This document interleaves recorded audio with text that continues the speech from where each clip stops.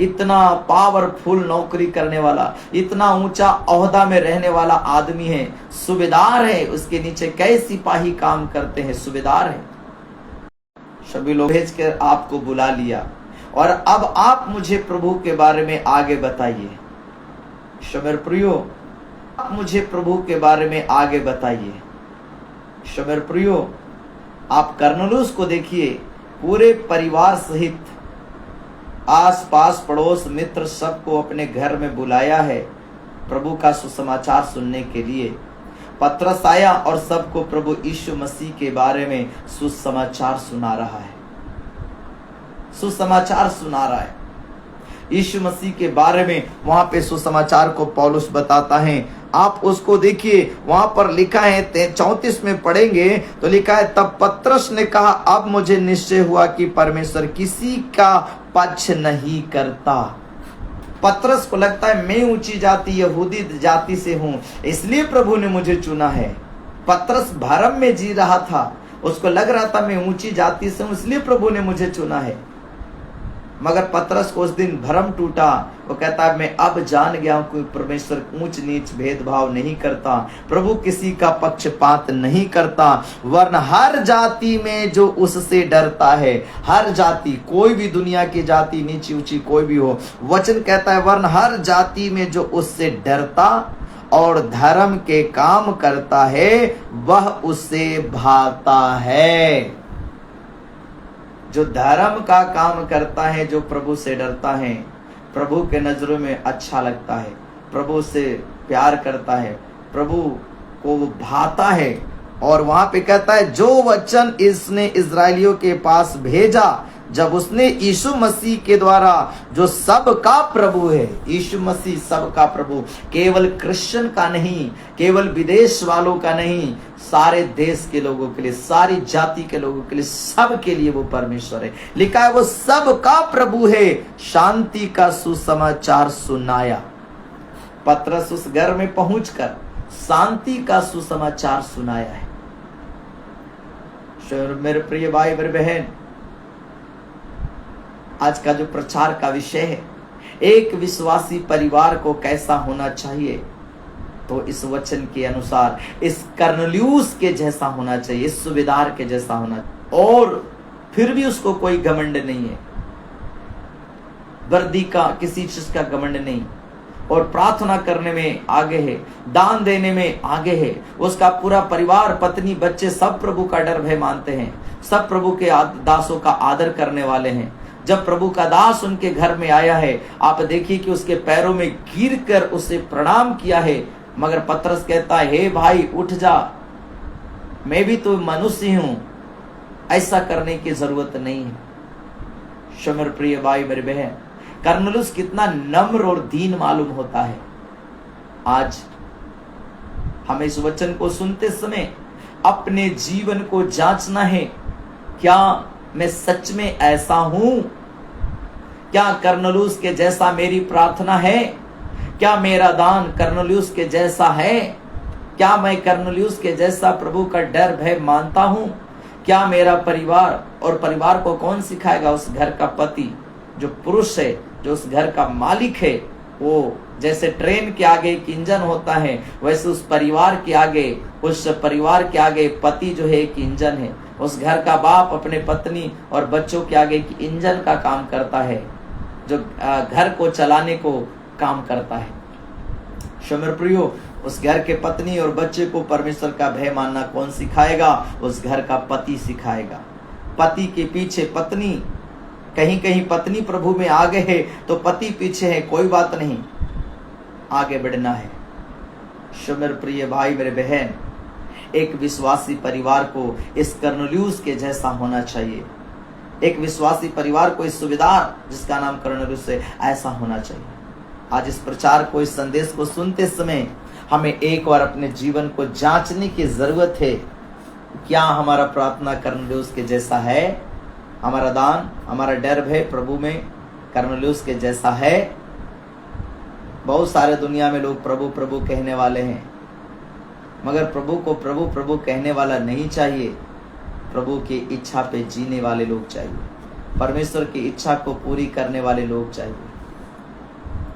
मेरे प्रियो, आज इस संदेश के सुनते समय हमें फैसला लेना है। कई बार लोग वचन सुनते हैं मगर अपने जीवन में वचन सुनने के बाद कोई फैसला नहीं कर पाते कि आज से मुझे प्रार्थना में बढ़ना है, आज से मेरा दिल प्रभु के लिए खोले रहना है, आज से मैं दासों को और भी पहले से ज्यादा आदर देने वाला हूँ। परमेश्वर का वचन कहता है मैं अब और नम्र बनूंगा, मैं और अब दीन बनूंगा, मैं अपनी बुरी आदतों को छोड़ूंगा, मैं बुरी संगति को छोड़ूंगा, बुरे चाल चलन को छोड़ूंगा, मैं अपने जीवन को और भी पवित्र बनाऊंगा। पवित्र तो है मगर और पवित्र बनाऊंगा। नम्र तो हूं परंतु और नम्र बनूंगा। प्रार्थना तो करता हूं मगर 10 मिनट करता हूं, अपनी प्रार्थना को बढ़ा के 15, 20 मिनट, 30 मिनट, 40 मिनट करके धीरे धीरे और बढ़ाऊंगा। मेरा दिल प्रभु के लिए खुला है परंतु और भी थोड़ा खोलूंगा। जब आप प्रचार सुनते हैं तो वचन सुनते समय हम अपने दिल को परमेश्वर के वचन में लगाएं, हम अपने मन को प्रभु के वचन में लगाएं। प्रचार को सुन लेना काफी नहीं है। प्रचार सुनने का मतलब है सुन के अपने अंदर उसको ग्रहण करना।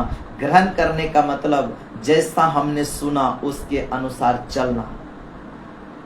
सुनने वालों की कमी नहीं है, जी हाँ, प्रभु के पीछे चलने वालों की कमी है। जी हाँ, सुनते तो बहुत सारे लोग हैं प्रचार को, वचनों को पढ़ते बहुत सारे लोग हैं, बाइबल को चर्च जाते बहुत सारे लोग हैं, मगर क्या वो प्रभु की इच्छा पे जी रहे हैं? क्या वो प्रभु की इच्छा को समझ रहे हैं कि प्रभु की इच्छा क्या है मेरे जीवन के लिए? मुझे वैसा ही चलना है। मेरे प्रियो, मैं विश्वास करता हूँ आज इस संदेश के द्वारा आप समझ पाए होंगे कि एक विश्वासी परिवार को कैसा होना चाहिए। अगर आप नहीं समझे तो मैं एक बार आपको बताने के लिए चाहता हूँ। एक विश्वासी परिवार को परमेश्वर का भक्त होना चाहिए, परमेश्वर से डरने वाला होना चाहिए, अपने पूरे घराने समेत होना चाहिए, अपने पूरे घराने के लिए विश्वास में आने के लिए प्रार्थना। चौथी बात, प्रार्थना करने वाला होना चाहिए, दान देने वाला होना चाहिए। और छठवीं जो बात है, नम्र और दीन होना चाहिए। सातवीं जो बात है, जैसे पतरस को अतिथि सत्कार किया, स्वागत किया, वैसा स्वागत करने वाला होना चाहिए। मेरे प्रियो, बोलने के लिए तो बहुत कुछ है प्रभु के वचन के अनुसार, परंतु समय के अभाव से इस प्रचार को यहीं पे मैं विराम देने के लिए चाहूंगा। और मैं विश्वास करता हूं कि आप इस संदेश के माध्यम से समझ पाए होंगे कि प्रभु यीशु मसीह में जो आया हुआ लोग है, या जो प्रभु यीशु मसीह के बेटा बेटी एक पवित्र परिवार हैं, उनको इस प्रकार से कर्नेलियुस के जैसा होने की आवश्यकता है। आज इस प्रचार को सुनते समय एक बार जरूर आप अपने बिस्तर में जब जाएंगे सोने के लिए, आप जरूर सोचना है और प्रार्थना करना है। हालेलुया। मैंने पहले ही कहा, आपका काम कोई भी हो, ये सुबेदार था पलटन का, शायद आप मजदूरी करते होंगे, ठेला चलाते होंगे, खेती करते होंगे, सब्जी बेचते होंगे, आपका काम कोई मायने नहीं रखता। परमेश्वर आपसे अति प्रेम करता है, प्रभु आपसे बहुत बहुत प्रेम करता है। चाहे आप नाली भी साफ करते हो, प्रभु को इससे कोई दिक्कत नहीं है, फिर भी प्रभु आपसे प्यार करता है। भले ही दुनिया के लोग आपसे नफरत करते हो आपके काम के कारण, भले ही आपको तुच्छ जानते हो, मगर प्रभु आपको कभी तुच्छ नहीं जानता है। क्यों? क्योंकि प्रभु ने आपको पैदा किया है, प्रभु ने आपको माँ के गर्भ में रचा है, प्रभु ने आपको इस धरती पे लाया है। इसलिए प्रभु आपसे प्यार करता है। इसलिए आप भी प्रभु को भाने वाला, इसलिए आप भी प्रभु के नजरों में अच्छा काम करें, जिससे प्रभु आपको और प्यार करे, प्रभु आपको और सराहना करे। मेरे प्रियो, परमेश्वर हम सबों से प्रेम करता है। चाहे आप किसी भी देश का हो, किसी भी राज्य का हो, किसी भी जाति से, प्रभु को इससे कोई लेना देना नहीं है। मनुष्य को इससे लेना देना है, प्रभु को नहीं लेना देना है। प्रभु एक धर्मी परिवार को ढूंढता है, प्रभु एक ऐसे लोगों को ढूंढता है जो प्रभु से प्यार करता हो। प्रभु एक ऐसे परिवार को ढूंढता है जो प्रभु पे भरोसा और विश्वास करता हो। जी हाँ मेरे प्रिय भाई मेरे बहन, इस कर्नेलियुस के परिवार के जैसा प्रभु का डर भय मानने वाला, और परमेश्वर का प्रेम करने वाला होना चाहिए। मैंने आपको पहले ही कहा, आपका काम चाहे कुछ भी हो, आप चाहे नाली क्यों ना साफ करते हो, लोग आपसे घृणा कर सकता है मगर प्रभु आपसे नहीं करता है, प्रभु आपसे प्यार करता है। जी हाँ, आपका काम परमेश्वर के लिए कोई बाधा नहीं है। डाकू से भी प्रभु प्यार किया, चोर से भी प्यार किया, जो यीशु के दाहिने और बाएं लटके हुए थे, उसने भी प्रभु से माफी मांगा, प्रभु मैं तो जिंदगी भर चोरी करता रहा, डाका डालता रहा, क्या आप मुझे स्वर्ग में आने की अनुमति दोगे? क्योंकि उसने अपने पाप को समझ लिया और अपने पाप से तौबा किया है, पछताप किया था, इसलिए यीशु ने कहा तुम आज ही मेरे साथ स्वर्ग लोक में हो। देखिए उनके काम क्या थे, डाकू थे, चोर थे, मगर जब वो प्रभु के पास आया, पश्चाताप किया, अपनी गलतियों को छोड़ दिया, प्रभु ने उसे भी प्यार किया, स्वीकार किया। इस दुनिया में लोग आपसे नफरत कर सकते हैं मगर प्रभु आपसे प्यार करता है। क्यों प्यार करता है? क्योंकि उस प्रभु ने आपको बनाया है, माँ के गर्भ में आपको रचा है, इसलिए प्रभु आपसे प्यार करता है। मेरे दुनिया में रहने वाले प्यारे भाइयों, आपसे दुनिया नफरत कर सकता है मगर जिस माँ बाप ने आपको जन्म दिया है ना, वह आपको प्यार करता है। उसी तरह से प्रभु ने हम लोग को जन्म दिया और प्रभु हम सबों से प्यार करता है। इसलिए हम और आप क्या करें? प्रभु के प्यार को आदर करें, प्रभु के प्यार का कदर करें और हमें प्रभु के पास आना है। ऐसे काम करें जो प्रभु को भाता हो। हालेलुया। बोलने के लिए बहुत कुछ शब्द है मगर समय के अभाव से अब इस प्रचार को यहीं पे समाप्त करने के लिए चाहता हूँ। प्रभु चाहा तो नेक्स्ट प्रचार में, दूसरे वीडियो में फिर प्रभु के संदेश के साथ मिलेंगे। तब तक के लिए जय मसीह की बोलने के लिए चाहूँगा, मगर उससे पहले जितने लोग लाइव में हैं और जितने लोग इधर वीडियो कॉलिंग पर हैं, एक छोटा सा हम लोग प्रार्थना कर इस लाइव प्रचार को समाप्त करेंगे।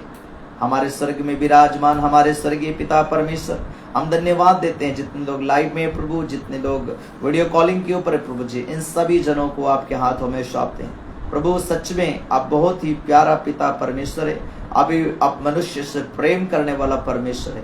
प्रभु हम आपको धन्यवाद देते हैं। जितने लोग इस संदेश को सुन रहे हैं और जिस लाइव के बाद, वीडियो कॉलिंग के बाद जितने लोग इस प्रचार को सुनेंगे, वह सब खुदावंद यीशु के नाम में जलाल, बरकत, आशीष पाएं। प्रभु आज एक विश्वासी परिवार को कैसा होने की जरूरत है, आज के संदेश के द्वारा हम लोग समझ पाए। प्रेरितों 10 अध्याय में लिखा है, कर्नेलियुस के जैसा प्रभु आज एक विश्वासी परिवार होने की जरूरत है। प्रभु आज के संदेश के लिए धन्यवाद देते हैं। जिन लोगों का प्रेयर रिक्वेस्ट है प्रभु, प्रार्थना विषय है, उन सारे प्रार्थना विषयों को आपके हाथों में देते हैं प्रभु जी। प्रभु जी आज के सभा संदेश के लिए प्रभु, मैसेज के लिए धन्यवाद देते हैं प्रभु। नाम बाई नाम सबको आशीष दे, यीशु के नाम से दुआ प्रार्थना करते, दया से सुने और ग्रहण कर पूछे। आमीन आमीन आमीन। हालेलुया। सो मेरे प्रिय भाई, मेरे बहन, अगर इस संदेश वाकई में आपको अच्छा लगा, अगर इस संदेश से आप कुछ समझ पाए, आपको आशीष मिला है, तो जरूर आप इस संदेश को एक दूसरे के साथ शेयर करें, बांटें। और आप कहाँ से सुनते हैं उस जगह का नाम लिख सकते हैं, आमेन लिख सकते हैं, हालेलुया, प्रेज द लॉर्ड, प्रभु की स्तुति हो, कुछ भी आप ऐसा कमेंट में लिख सकते हैं। इस संदेश के द्वारा प्रभु आपको बहुत बहुत आशीष दे। जय मसीह की। God bless you. मिलते हैं एक नए संदेश के साथ। प्रभु आपको आशीष करे। जय मसीह की।